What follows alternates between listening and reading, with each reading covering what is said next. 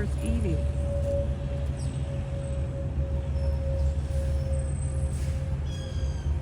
I didn't see any squirrels on this side yet. Just the birds. But they'll come out. They'll come out. That's the golden doodle dog over there. He's playing with a stick.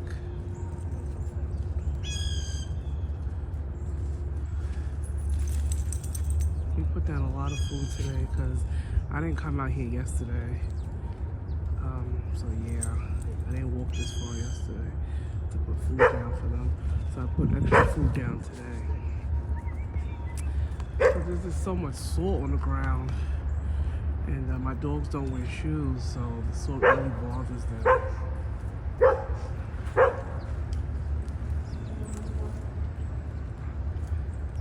They're pretty birds.